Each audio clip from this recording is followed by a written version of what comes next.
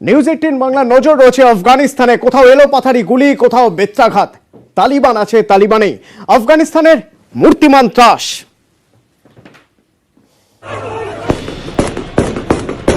অচেনা কাবুলে চেনা তালিবান।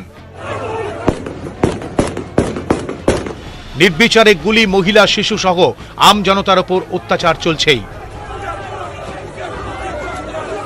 কাবুলের রাস্তায় জনতাকে ছত্রভঙ্গ করতে চলে গুলি।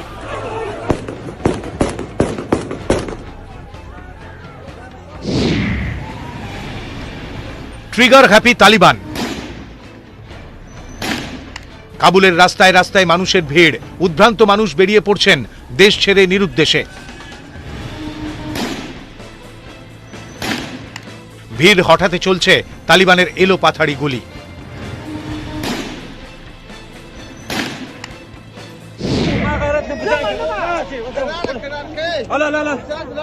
কাবুল বিমানবন্দরের সামনে দেশ ছাড়তে চাওয়া আফগানদের উপচে পড়া ভিড়। সেখানেই তালিবানের অমানবিক শাস্তি। চলল বেত্রাঘাত।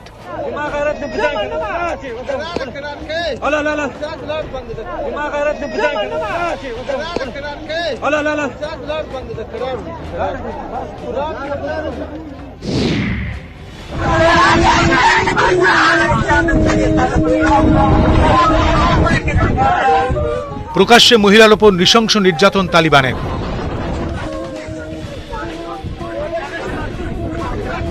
গলায় লাফিয়ে পড়ে ভয়ঙ্কর অত্যাচারের ছবি ছড়ালো সোশ্যাল মিডিয়ায়।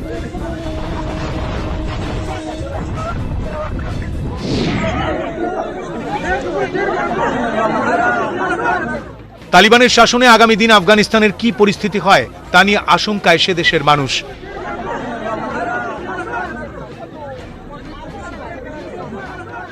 তালিবানের হাত থেকে বাঁচতে সকলেই দেশ ছেড়ে পালানোর চেষ্টা চালাচ্ছেন। কেউ কেউ পারছেন, অনেকেই পারছেন না। তারই মধ্যে দেখা গেল এক শিশুকে নিয়ে দেশ ছেড়ে পালিয়ে যাওয়ার চেষ্টা চালানো হচ্ছে।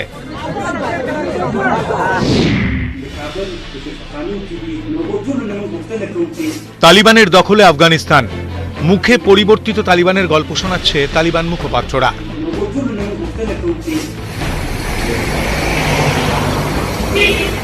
কিন্তু সোশ্যাল মিডিয়ায় উঠে আসা ছবি অন্য কথা বলছে।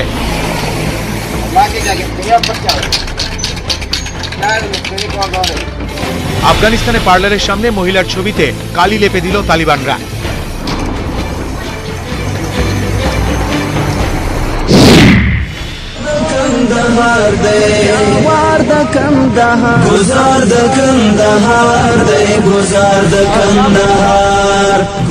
দখল হয়েছে দেশ, দখল হয়েছে রাজধানী। তালিবানের কবলে আফগানিস্তান, কাবুল। দেশের সেকেন্ড ইন কমান্ড হিসেবে উঠে এসেছে আব্দুল গনি বারাদরের নাম। বারাদরের কাবুল যাত্রার ছবি ঘুরছে সোশ্যাল মিডিয়ায়।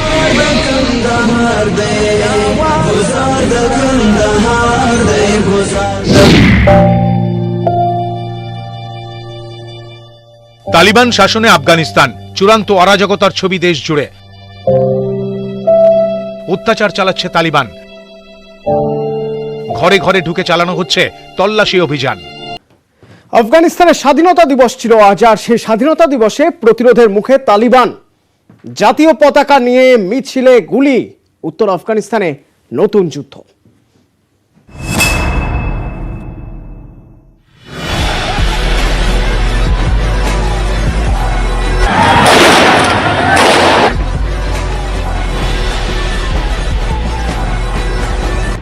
পাক সীমান্তের খোঁজতে আফগানিস্তানে পতাকা হাতে মিছিল। নিজের দেশে তালিবানি শাসনের প্রতিবাদ।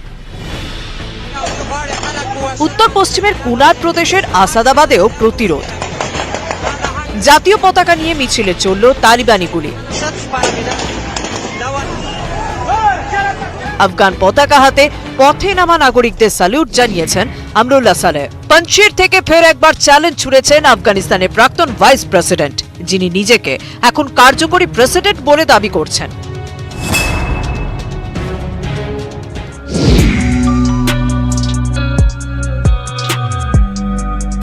আফগানিস্তানের উত্তরে হিন্দুকুশ পাহাড়ের কোলে ছবির মতো সুন্দর পঞ্চশির উপত্যকা।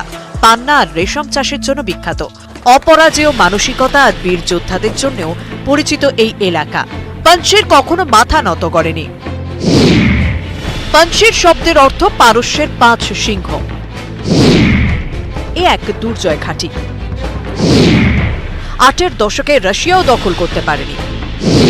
পাঞ্চেরের সিংহ হিসেবে পরিচিত ছিলেন আহমেদ শাহ মাসুদ। 1996 সালে কাবুলের কুর্সি দখল করলেও পাঞ্চের জিততে পারেনি তালিবান।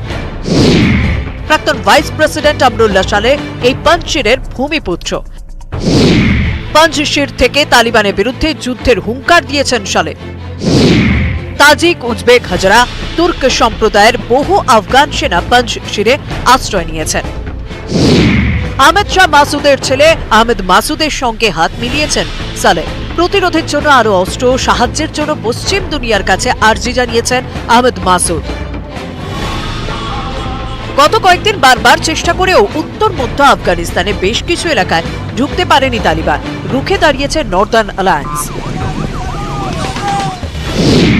রুখে দাঁড়িয়েছেন উজবেক গোষ্ঠীর নেতা রশিদ দোস্তম, হাজরা জনগোষ্ঠীর নেতা সারওয়ার দানিশ, পাঞ্চশিরের নেতা আমরুল্লাহ সালেহ আহমেদ মাসুদ, তাজিক সামরিক নেতা আট্টা মোহাম্মদ নূর। আফগানিস্তানে বিরোধী জোটে প্রত্যাঘাতের মুখে তালিবান। কাবুল, মাজারি শরীফের মাঝে চারিকার শহর সহ বেশ কয়েকটি এলাকা তালিবানের হাত থেকে ছিনিয়ে নিয়েছে নর্দার্ন।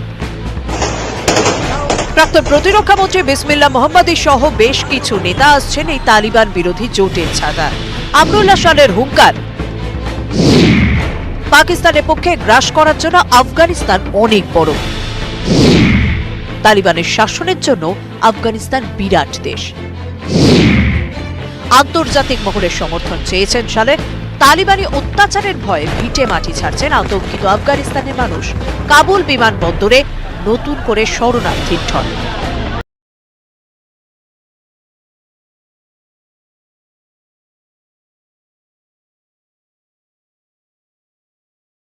পাঞ্চশিরে তো প্রতিরোধ গড়ে উঠছে, কিন্তু আফগানিস্তানের বিভিন্ন জায়গায়, বলা ভালো বেশিরভাগ জায়গায় তালিবানি তাণ্ডব চলছে। আফগানিস্তানে আটকে থাকা ভারতীয় যারা রয়েছেন তাদের নিয়ে চিন্তা বাড়ছে। আফগানিস্তানে এখনো আটকে বহু ভারতীয়। কোথায় আছেন তারা? তালিবান দেশে আটকে পড়া ভারতীয়দের সঙ্গে যোগাযোগও করা যাচ্ছে না। চিন্তা বাড়ছে নয়াদিল্লির।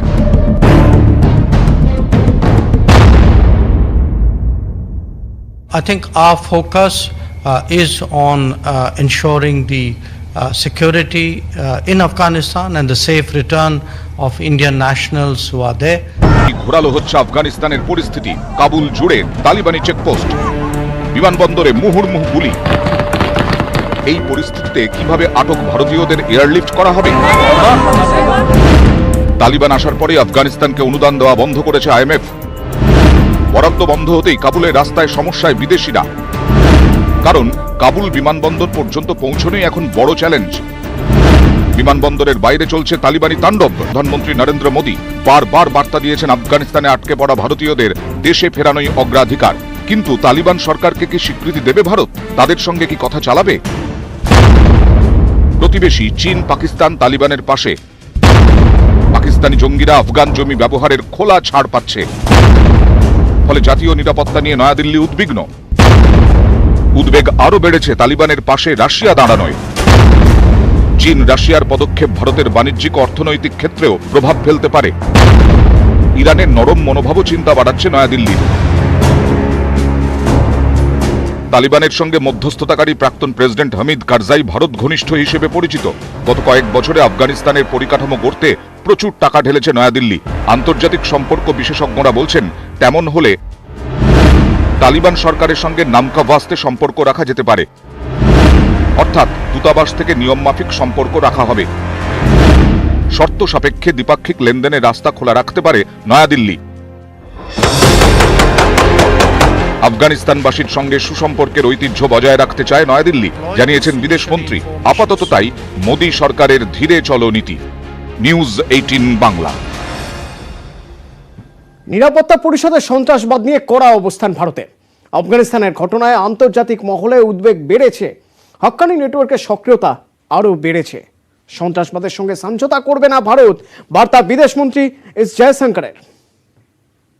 We also recognize that the menace of terrorism cannot be and should not be associated with any religion, nationality, civilization, or any ethnic group. Unfortunately, there are also some countries who seek to undermine or subvert our collective resolve to fight terrorism. That cannot be allowed to pass. India has been at the forefront of global counter-terrorism efforts, has taken part in all major global initiatives against international terrorism, and is party to all UN sectoral conventions relating to terrorism.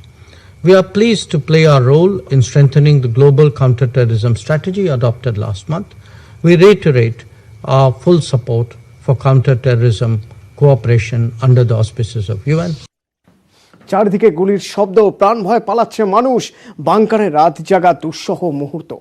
3 ঘন্টার নোটিশে কাবুল ছাড়ার ভয়াবহ অভিজ্ঞতা। ঘরে ফিরেও দুঃস্বপ্নের হিসেব কষছেন picnic গার্ডেনের বরেন সিং। মন কাঁদছে আটকে পড়া সতীর্থদের জন্য। 15 আগস্টে আমি ভাবতে পারিনি যে টিকিট আমার আজকে, আমি খেতে বসেছি, তখনই কোম্পানি আমাকে বললো যে তোমাকে 3 ঘন্টার মধ্যে ইমিডিয়েটলি তোমাকে বাড়ি যেতে হবে। কলকাতা থেকে কাবুল, ন্যাটোর বেস ক্যাম্পে বাংকারে দিনের পর দিন পিকনিক গার্ডেনের বরেন সিং ভাবেননি আর ঘরে ফিরতে পারবেন, কিন্তু ফিরেছেন। মাত্র 3 ঘন্টার নোটিসে সতীর্থদের নিয়ে বিমান ধরতে বেরিয়ে পড়েন। পথে তালিবানি চেকিং, মানুষের হুড়োহুড়ি, গুলি, গোলমাল। এসবেরই মাঝে কোনো রকমে কাবুল বিমানবন্দরে। দিনটা ছিল 15ই আগস্ট। 15 আগস্টে আমি ভাবতে পারিনি যে টিকিট আমার আজকে, আমি খেতে বসেছি, তখনই কোম্পানি আমাকে বললো যে তোমাকে 3 ঘন্টার মধ্যে ইমিডিয়েটলি তোমাকে বাড়ি যেতে হবে। একটা ব্যাগ নিয়ে যা ডকুমেন্টস ছিল ওগুলো ক্যারি করে আমি সঙ্গে সঙ্গে এয়ারপোর্টের দিকে রওনা দিই 10 জন মিলে। বরেনের মন পড়ে আছে কাবুলে, কারণ সেখানে তার সতীর্থরা আটকে পেছনের গাড়িতে ছিলেন, আটকে দেয় তালিবান। সেটা ডিভাইড করা ছিল 5 জন করে, দুটো গাড়ি ছিল। যে 5 জনে প্রথমে আমরা ছিলাম, আমরা বেরিয়ে আসতে পেরেছি, কিন্তু পরের 5 জনটা আসতে পারেনি, ওরা রাস্তায় ব্লক হয়ে গেছে।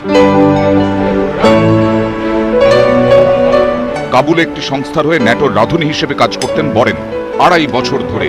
তার আগে 12 বছর অন্য একটি সংস্থার হয়ে কাজ করেছেন আফগানিস্তানে। এখন সেখানে তালিবানি রক্তচক্ষু। কারণ আমাদের ওখানে সিস্টেম হচ্ছে, যখনই কিছু অ্যাটাক হতো তো আমাদের বাংকার থাকতো, ওই বাংকার আমাদের লুকিয়ে থাকতো। সবাই যে যার মতন গাড়ি নিয়ে, বাচ্চা নিয়ে সব দৌড়াচ্ছে, একটা যেতে পারলে, দেশটা ছাড়তে পারলে বাঁচে তারা, বাঁচন, যেটা আমরাও ফিল করছিলাম। মাঝপথে গাড়ি আটকে দিল, তখন ফোন করে বলল যে আমি হয়তো আমার গাড়ি আটকে দিয়েছি আর হয়তো আসতে পারবো না। তখন শুনে তো আমাদের একদম খুবই দুশ্চিন্তায় ছিলাম, খুবই খারাপ লাগছিল।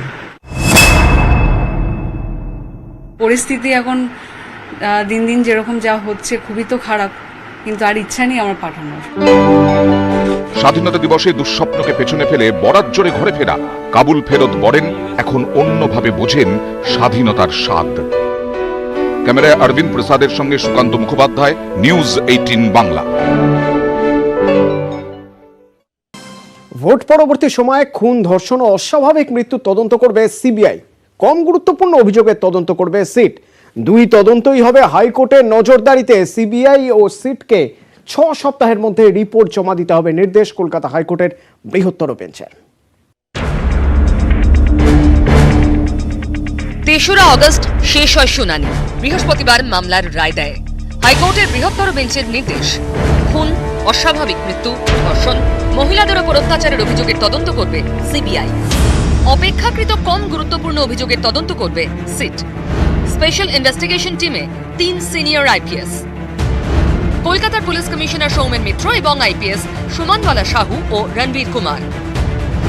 সিবিআই ও সিট 2 তদন্তই চলবে কলকাতা হাইকোর্টের নজরদারিতে। সিটের তদন্ত পর্যবেক্ষণ করবেন সুপ্রিম কোর্টের অবসরপ্রাপ্ত বিচারপতি।